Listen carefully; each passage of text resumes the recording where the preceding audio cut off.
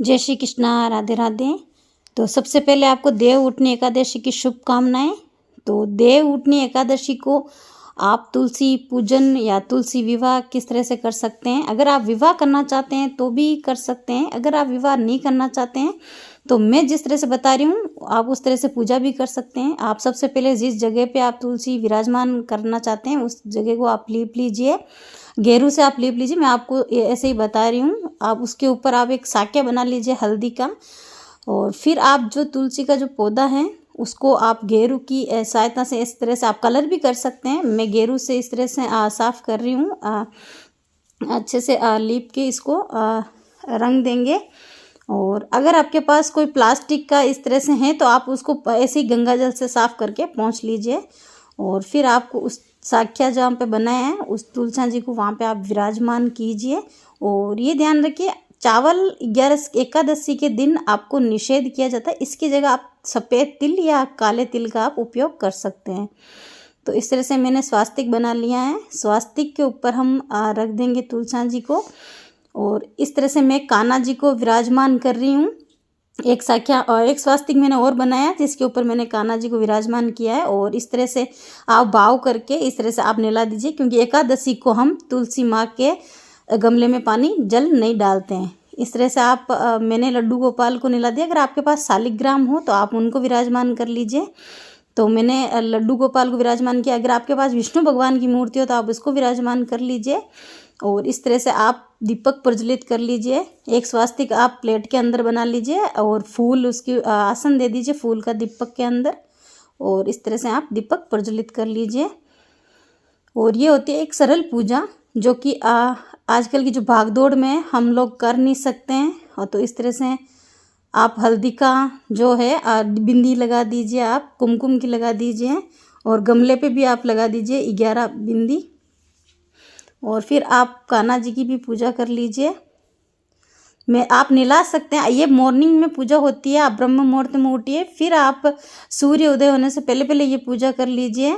मैं आपको वीडियो में बता रही क्योंकि मैंने मेरे कान्हा जी को नहला दिया। इस तरह से मैं दोबारा नहीं नहलाऊंगी क्योंकि सर्दी का टाइम चल रहा है तो ठंड लग जाती है। तो इस वजह से आप इस तरह से आप फूल रख दीजिए।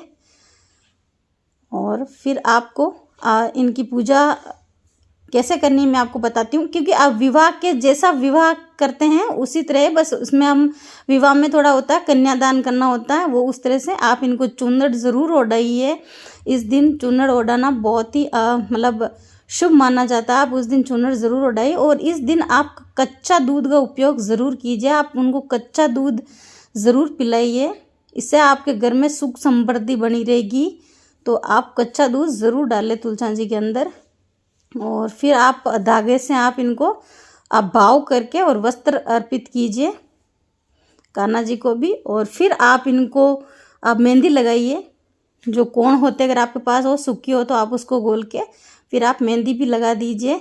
इस तरह से एक विवाह की तरह ये पूजा मानी जाएगी। जितना फल उतना मिलता है, उसका फल इस पूजा में भी आपको मिल जाएगा।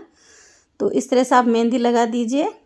और फिर आप इनको जो अपन जो सुहाग की जो चीज़ें देते हैं विवाह के अंदर भी यही देते हैं। और आपको 5 या 7 आइटम जो सुहाग के होते हैं वो आप इनको अर्पित कीजिए। फिर चाहे तो आप इनको दान में दे दीजिए या मंदिर में दे दीजिए।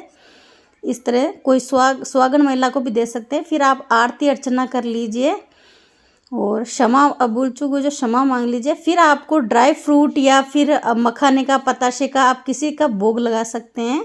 इस तरह से आप भोग लगाइए। और फिर आप 5 या 11 किशमिश अपने हाथ में लीजिए।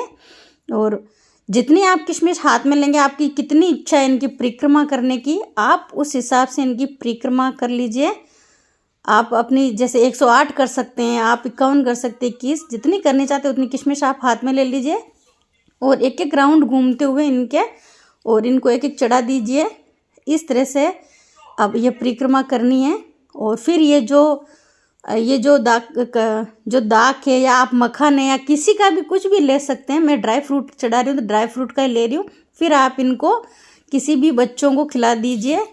आप ना खाइए इसको, बच्चों को खिला दीजिए।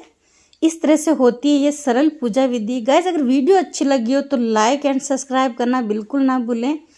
और मुझे कमेंट सेक्शन में ज़रूर बताना कि आपको और कुछ जानना हो तो मुझे कमेंट सेक्शन में ज़रूर बताना। मैं जल्दी उसका वीडियो अपलोड करूँगी। फिर आप इनको आचमन करवा दीजिए।